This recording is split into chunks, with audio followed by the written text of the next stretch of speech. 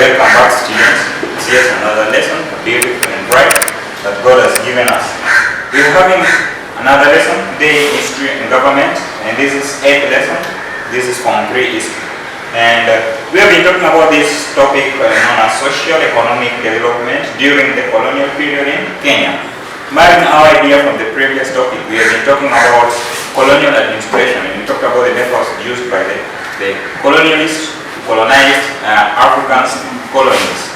And we talked about them, and basically what we know are four that we talked about in the previous video. We talked about the direct rule applied by the British. We talked about the indirect rule applied also by the British, and also we talked about the assimilation applied by the French in Senegal in three communes that we talked about, that is St. Louis, Gori, and also what? St. Louis, Gori, and we talked about Rufisque, and etc. So those are what we are supposed to talk about in colonial administration. But during the colonial administration, when they were doing that, there was some of the development that was taking place, socially, economically. And those are what we are talking about. And now you know that now we are talking about this development, but in Kenya. You understand? We are talking about them in Kenya. That's why in the previous lesson we started with what? We started with the development in Kenya as a colony, a British colony by then. And what they established first to help them in their colony administration or activities, they started by building the Uganda Railway. And we talked about the reason why British had to build the Uganda Railway, welcoming the Indians fully to come and build it. And we talked about the effects of Uganda Railway, and that was the lesson we previously talked about. Then now today we want to talk about the settler farming. Subtopic you can see on the screen, settler farming. What is settler farming? These were the whites that were welcomed by the British colonialists to come into Kenya to exploit the white colony. What was white colony or white island? White island was that land that was very fertile. The land that was having a good climate that was preferred by the British, nice or good for producing their raw materials there in Britain. You understand? So that's what we are going to talk about, and based on the reason why they were welcome and how they supported this white settler, these white settlers. We have examples that we know. There's somebody known as Lord Delamere. Lord Delamere was an example of agriculturalist that was welcomed by the British to come into Africa or into Kenya. Then I am Mr. Mboya as usual. But before we move any further, let's look at the lesson objective. At the end of this lesson, what is a student who is you expected to learn from it. Basically, we are going to look at three areas. Number one, you are going to be able to give reasons why British encouraged the influx of the white settlers in Kenya. Why were they allowed to come into Africa? Then the next, factors promoted the white settler farming in Kenya. What are the factors that promoted that? Then the last area we are going to look at is how settler farming was supported in Kenya as the white man economy. White man economy in quote, meaning that the colony Kenya was refers to the British property. White man means that it was belonging to British. Then let's look at the settler farming, brief history about it. Let's look at what. So the subtopic we are going to talk about is the settler farming and the colonial land policies. So this came with some of the policy and the rules that they placed on the land. And you know that agriculture was basically being practiced on the land. And for them to do that, there must be some of the laws that they had to put in place to enable them to operate or to give their activity or their roles easily. So as a means of raising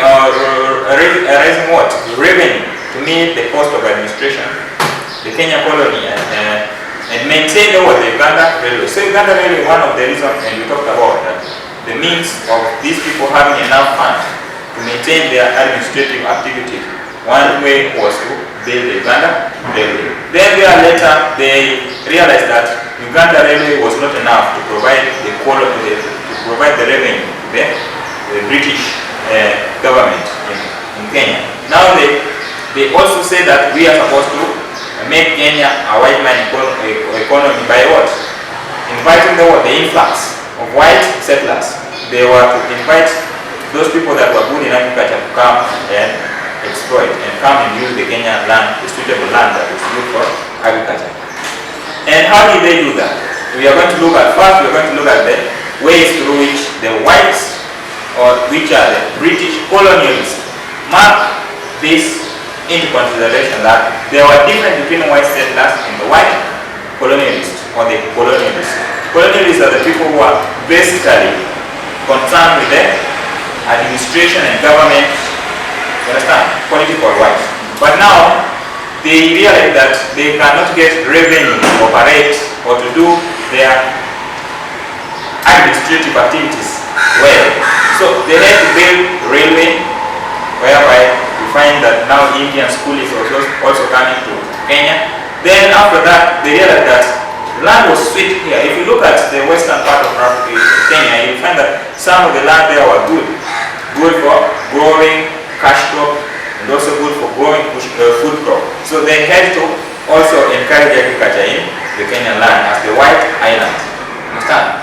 Then they had to do that, and some of the ways through which they did that. So ways through which the administration enabled the white settler to come. Let's look at those reasons as an examination purpose.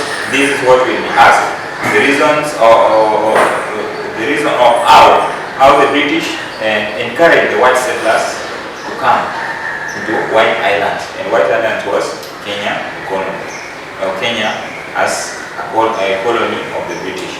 So let's look at one, by providing efficient railway transport, connecting the coast to the interior. Interior was other parts outside the coast. For example, we talk about the Nairobi. Those were the ports. Those were the ports that were built by the British. Talk about the Machakos, which is Port Mashaku by the British. Talk about Port Smith, that is Dagoretti. Those were the interior stations of the British by then. Understand? So they had to construct railway to connect coast, which is Mombasa, the port of Mombasa, to the outside world, which is the interior, not outside world, but to the interior, which is inland in the Kenya. So that is how, or that is one way through which these people provide that, by providing that efficient transport, by constructing a Uganda railway. Then the next, alienation of the White Highlands for the European settler. They had to alienate. Alienate means that they were squandering. They were taking the Africans' land by force to create space for the white settlers. They are own agriculturists. People like Lord Mboya. They went there in Central Africa. They took the land there, and that one is even being portrayed. There's some trace in the Kaloleni here. This is the place where they were having the plantation. They took the land, then provided a space for the white settlers, their own agriculturists. So that is another way through which they supported that. Then the next way through which British colony supported or helped the white colonies, helped the white settlers to continue or to do their activities was that advertising the availability of free land. And in the foreign newspaper, they had to advertise. If they found that there was a free land in Kenya, they were taking that in the newspaper, in the colonial world, in the foreign newspaper. There in Britain, they were publishing that in the newspaper, then advertising that, so that white settlers to come to Africa, to come to Kenya specifically, and use the land. Then the next was by giving loan incentives. Incentives are support.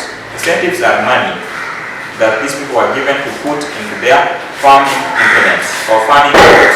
For example, we talk about the tractors, we talk about the fertilizers, we talk about money and all that. These people, they had introduced the new system of agriculture, and they were well advanced in terms of agriculture. So the government of British in the white colony, which was Kenyan colony, gave them loans as incentives to enable them to practice agriculture in Kenya. Then the next way through which the British government supported white settlers in Kenya is that by providing security. There were some of the retaliating African communities. There were some of the African communities who were not well advanced with the British taking the land. And basically these people were each and every time trying to approach British for the fight. Trying to be hostile towards the white man. And therefore, the government of British had to give them a security because the land that they were using, you know that that land had been alienated from the what?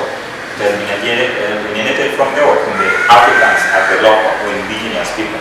So those are ways through which British government supported the white settlers, agriculturalists from Britain to come into Kenya as white man colony. That's mark the end of this first video. The next video we'll be talking about the reasons why colonial administration led by Dutch Charles and encouraged, and we will be talking about that. Let's go to the next video.